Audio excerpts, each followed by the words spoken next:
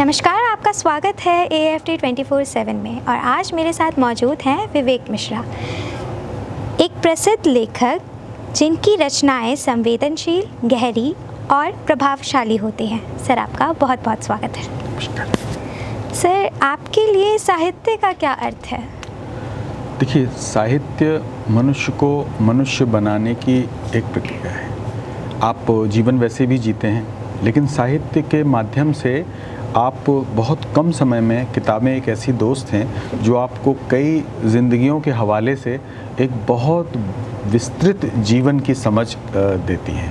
तो मुझे लगता है कि साहित्य मनुष्य के जीवन में ऐसी खिड़की खोलता है जिससे जब आप बाहर झांकते हैं तो अपने अनुभव से बाहर की एक बहुत विस्तृत दुनिया, एक बड़ा संसार आपके सामने खुलता है।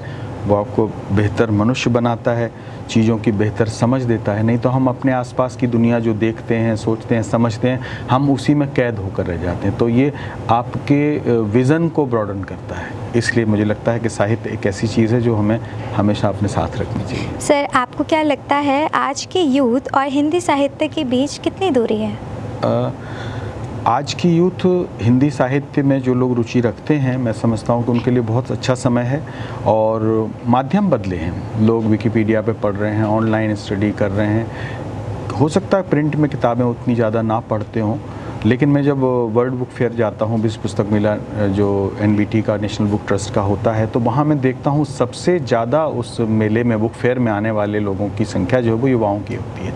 और जिस उत्साह से वो लोग पुस्तक मेले में आते हैं, पुस्तकें खरीदते हैं, बात करते हैं, तो मुझे लगता है कि वो दूरी मैं महसूस नहीं करता।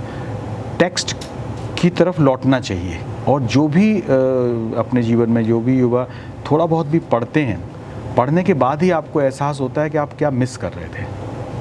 तो मैं समझता हूँ कि उनका एक कनेक्ट है, लेकिन उनको इससे ज़्यादा कनेक्ट, क्योंकि दूसरे माध्यमों में अगर हम विजुअल्स में देखें, उसमें देखें, तो जितना आप टेक्स्ट की तरफ लौटेंगे, किताबों की तरफ लौटेंगे, पढ़ेंगे, तो आप और बेहतर महसूस करेंगे। हाँ, लेकिन लोग पढ़ते हैं, ये भी है कि मैं ये नहीं मानता कि एक डिस्कनेक्ट है या एक डिस्टेंस है। आजकल युवा खूब पढ़ रहे हैं, बल्कि लिख भी रहे हैं। मैं देखता हूँ कि अभी जो समय आया है, पिछले 5 या 10 सालों में मैंने देखा है, बहुत सारे युवा हिंदी में कहानियों में, उपन्यास में आए हैं और उन्होंने बहुत अच्छे से अपनी उपस्थिति दर्ज की है। सर, क्या आज के साहित्यकारों में क्या वो गहराई है जो कमिटमेंट उनमें थी, वो आज क्या मौजूद है? जी, देखिए, साहित्य में क्या होता है, एक बहुत बड़ी दुनिया है। भारत में इतनी सारी भाषाएं हैं, हिंदी और हिंदी से इतर भी बहुत सारी हमारी भाषाएं हैं। उन सब भाषाओं में जो भी लिखा जा रहा है वो कितना पाठकों तक और बड़े वर्ग के पाठकों तक पहुंचता है, ये महत्वपूर्ण है। और जो लोग हर भाषा का साहित्य अगर आप देखें, एक्सप्लोर करें, तो जो आप गंभीरता की बात करें, बिल्कुल है, लेकिन उस गंभीर साहित्य तक पहुँचने के लिए आपका प्रयास होना चाहिए। अब होता क्या है कि चूँकि प्रकाशन इतना सहज हो गया कि हज़ारों किताबें पब्लिश हो रही हैं। अब उसमें से जो एक सचमुच अच्छी किताब है, जो बहुत गहराई से सोच के समझ के लिखी गई है, उस तक पहुंचना थोड़ा कठिन हो गया है। अब चाहता क्या है, बाज़ार जिसको ऊपर सजा देता है तो आपके हाथ लग जाती है, आप उसे पढ़ते हैं, उसमें हो सकता है आपको उतनी गहराई ना मिले, उतना गहरा चिंतन ना मिले। तो जैसे एक लेखक कोशिश करता है, बहुत सोचता है, समझता है, अपनी रिसर्च करता है, अपने अनुभव उसमें पिरोता है और साहित्य लिखता है, उसी तरह एक अच्छा पाठक भी, जब एक पाठक तैयार हो जाता है तो वो अच्छे साहित्य की खोज करता है।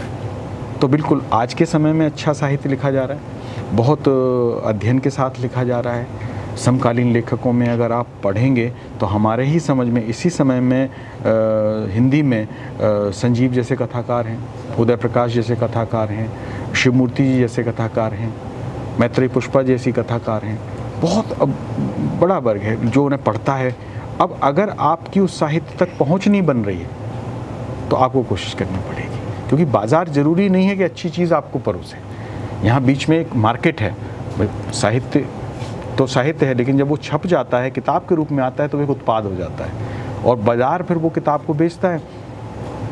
तो उत्पाद तो अच्छा भी बिकता है बाज़ार में, बुरा भी बिकता है। तो अच्छी किताब को ढूंढने के लिए पाठक को कोशिश करनी पड़ेगी। निश्चय ही जो लोग आज वर्तमान समय में हिंदी और अन्य भाषाओं में बहुत सोच समझ के बहुत अच्छा और स्तरीय साहित्य लिखा जा रहा है। अभी आपको याद होगा कुछ ही साल पहले की बात है, रेत समाधि को बुकर मिला, गीतांजलि श्री का है, और उस बुकर के बाद वो जिस तरह से चर्चा में आई किताब, उस तरह से पहले चर्चा में नहीं थी, यानी हम उस किताब तक नहीं पहुँचे थे। तो गहरा तो लिखा है। सर, आपको कौन सी किताब सबसे ज़्यादा पसंद है और उसके पीछे की क्या वजह है? कोई एक किताब नहीं कह सकता, लेकिन हाँ, जिन लोगों ने मुझे बनाया, शेप किया, जिनको पढ़ के मुझे लगा कि हाँ मुझे लिखना चाहिए, उसमें अगर मैं शुरू करूँ तो प्रेमचंद, रेणु, निर्मल वर्मा से होते हुए आज के समय तक हम आते हैं। तो हमारे समय में जिन लोग का मैंने पहले भी नाम लिया, हमारे समय में उदय प्रकाश जी की कहानी, मैत्रेय पुष्पा की, संजीव शिवमूर्ति, इन सारे लोगों की कहानियों ने मुझे इस तरह से प्रभावित किया कि उनका कथा संसार पढ़ के लगता है कि हाँ मुझे लिखना चाहिए। और आज भी उनकी कुछ कहानियाँ मेरे जहन में हैं और अभी तक रही आती हैं। सर, आप सबसे ज़्यादा किसी एक लेखक से कितना प्रभावित हुए हैं? अगर सबसे ज़्यादा कहा जाए तो व्याप्ति के रूप में अपने मानस में मेरे मन में सबसे ज़्यादा जो प्रभाव पड़ा वो निश्चित ही प्रेमचंद का है, क्योंकि हम लोग उत्तर प्रदेश से आते हैं और उनको पढ़ते हुए लगता था कि हमारे आसपास की बात हो रही है, हमारे अपने जीवन की बात हो रही है, जिसे हम जानते हैं, जिसे हमने देखा है।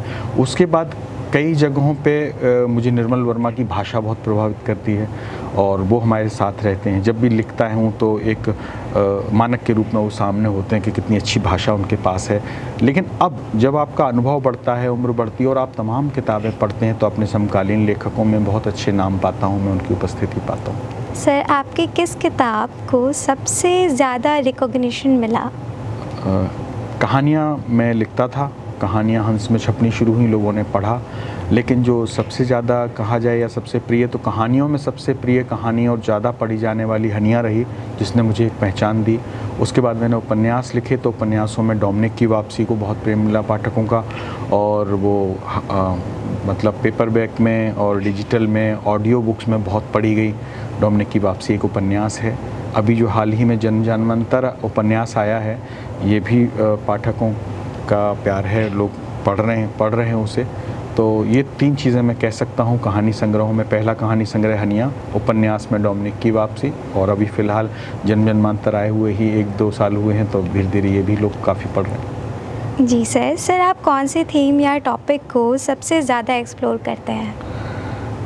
निश्चित नहीं है, लेकिन हाँ, कुछ विषय जो आपको भीतर से पकड़ लेते हैं, जो बहुत जीवन से जुड़े होते हैं, जिनमें एक रेखीयता नहीं होती, एक लीनियर नहीं होती कहानियाँ, जहाँ कोई ऐसी घटना होती है जिसकी कई लेयर होती हैं, कॉन्फ्लिक्ट होते हैं, तो वो सब्जेक्ट मुझे पसंद आते हैं।